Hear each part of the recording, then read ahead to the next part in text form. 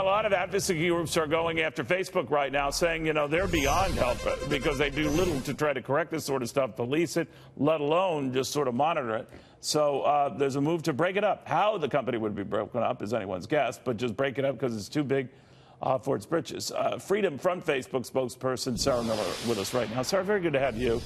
Hi, thanks for having me. Are you in that camp, Sarah, that favors breaking up Facebook? Yes, so our coalition, which is comprised of a range of groups that have different concerns about Facebook, and we represent 11 million Americans, believe that a really important part of the solution is restructuring Facebook to create competition.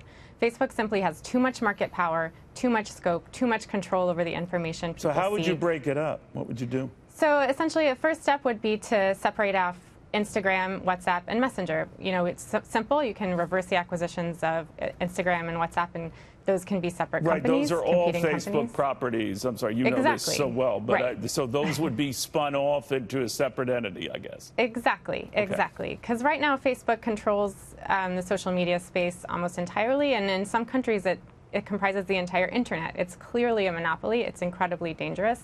And a first part of the solution is beginning to create some competition and let other social media platforms grow and thrive. But you got to be careful what you wish for, right? Because all of a sudden, as it's expanding, and you're right, I think it represents a quarter to a fifth of the people on this planet. That's how many users it has. That there might be other technologies that come along the way that are already in the process of usurping this giant. In other words, let the market decide that.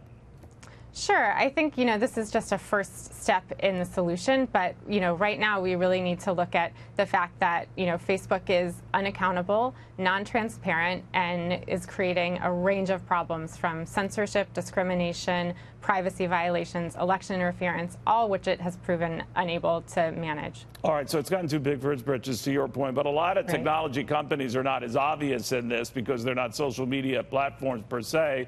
But they're big technology companies that gather information on you or use their version of address list and information on their customers and share that with people. Where do you draw the line on what you police or hold back? Right, exactly. I mean, we think this is critically important. Facebook, for example, is allowed to collect data on you that not only is included what you share on Facebook, but all over the internet, where you are through location tracking on your phone. Thousands of data points going back years and years. That'll never go, excessive. right? I always think of Scott McNealy at Sun Microsystems said, if you want your privacy these days with this stuff, get over it. His point was their ease of use and the fact that they make life, more efficient, or their usefulness, in other words, outweighs all the other problems.